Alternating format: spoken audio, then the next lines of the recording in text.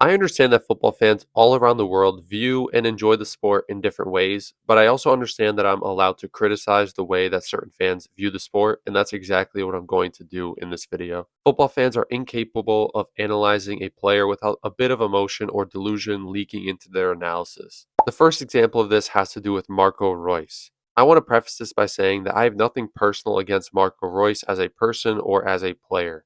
I know that this is an unpopular take, but Marco Reus does not deserve to win the Champions League. All over social media for the past couple of months, I've seen people start cooking up these narratives about Marco Reus and his career. There's this idea that Reus deserves to win all these trophies, especially the Champions League. Yes, I know that people don't actually mean that he should just be handed the trophy. They mean that his career is worthy of the highest achievement in club football, and I entirely disagree. For me, no one deserves the Champions League unless they win it. I'm not someone who likes to pretend that players deserve team trophies just because they played well. If you make it to the final and win the competition, then you deserve to win the trophy. It's similar to the way that some fans say that Arsenal deserve to win the Premier League this season. No, they didn't deserve to win it because they didn't get the most points. It's just that simple. I'm not someone to reward players and teams with imaginary trophies just because they got close and ultimately failed. I simply cannot get behind any of the arguments people make when it comes to Royce deserving to win the Champions League. Many argue that he deserves it just because he suffered so much in his career and he's missed out on winning trophies because he stayed loyal. Okay, why is that my problem? I just don't see how loyalty equates to deserving to win trophies. Loyalty in football is incredibly overvalued. No one was forcing Royce to stay. He could have went to another team and won trophies. Just because he stayed loyal does not mean he deserves to win trophies that he hasn't won. Also, people say that he deserves to win the Champions League because he's been so unlucky with injuries. Royce has definitely struggled with injuries throughout his career, but that doesn't mean we should feel bad for him to the point that we think his unluckiness is worthy of a Champions League title. Yes, it sucks that he missed out on the 2014 World Cup due to injury, but that's football. Royce is being treated as an all-time great, even though he is far from an all-time great. It's not like he's dropping 10 out of 10 performances for Dortmund in the Champions League either. He's been on the bench. And let's not get it twisted. I'm not saying you can't hope that he wins it.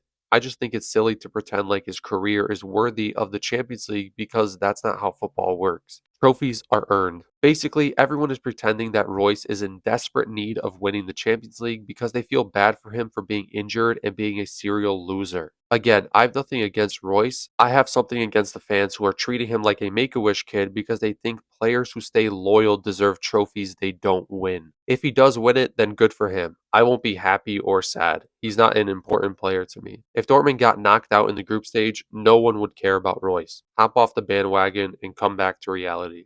The next example involves another Bundesliga player, Harry Kane. There has been discourse about Harry Kane for many years now, revolving around the idea that he is cursed. Obviously, people don't mean Harry Kane is actually cursed, maybe some do, but this just means that he is always unlucky and doesn't win trophies because he is allergic to them. I think this narrative is unbelievably ridiculous and basically a cop out. Harry Kane is one of my favorite strikers of all time, but the mental gymnastics people do to defend him is crazy. I'm not saying that he is at fault for not winning a trophy, but I think it's silly to write off his lack of achievements as unlucky or just a curse. I remember after the semifinal match against Real Madrid, people were saying that Kane might actually be cursed and they feel really bad for Harry Kane for missing out on another trophy. I understand feeling bad for Kane, but letting that emotion cloud you from the reality of Kane's performances is where the problem begins. In that match against Real Madrid, Kane had a massive chance to win the game for Bayern, but he smashed it into the side netting. He had a great assist to Alphonso Davies, but he also misplaced a few passes which would have created great chances for Bayern. He didn't lose because he was unlucky or cursed.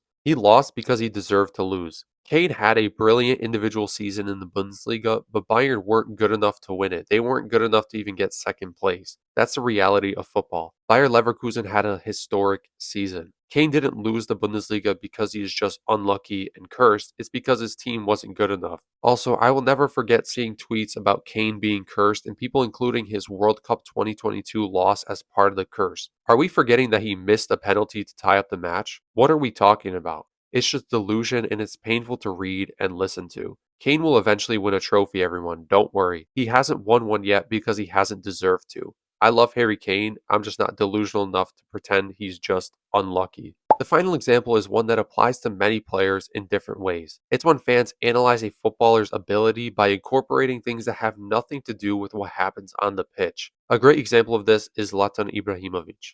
A lot of the criticisms people have about Ibra and his career aren't actually about anything related to what he does on the pitch. A lot of it's based on his persona. Ibra likes to have fun in his interviews and he likes to play a character. He definitely does think very highly of himself, and rightfully so, but in his interviews, it is quite clear that it's a bit exaggerated. Instead of realizing that he is kind of messing around, football fans get incredibly offended by his confidence and then criticize his ability using his words. A lot of the criticisms sound something like, he's not as good as he claims he is. The only person who talks highly about Ibra is himself. First of all, he is as good as he claims he is, but why would his interviews play a factor in how you analyze him as a footballer? His interviews are clearly exaggerated and have nothing to do with what happens on the pitch. It's always been strange to me how emotionally attached people get to players' personas and their personal lives. I care about them as footballers, but I don't really care about their persona when it comes to analyzing their ability on the field. If a player calls himself the best player of all time, that's awesome, but that won't influence my evaluation of that player because it's outside of the football pitch. Getting offended by what players say in interviews and then using it as a criticism is so strange, and you might have to take a step back and realize that you might be getting too emotionally impacted by someone who doesn't even know you. Everyone should analyze footballers by what happens during the matches, not after. Overall, I think football fans often let their emotions get the best of them, which causes them to fade away from the reality of the sport. The narratives that fans create often stem from strange emotions and pure delusion. Marco Reus's career is not worthy of a Champions League just because you feel bad. Harry Kane isn't actually cursed, he just hasn't deserved to win a trophy. And Ibra's interviews have nothing to do with what he does on the pitch. That'll be the end of the video. Everyone can send as much hate to me as they want, and at the end of the day, you will be proving the title of the video. Please like and subscribe if you enjoyed the video, and thanks for watching.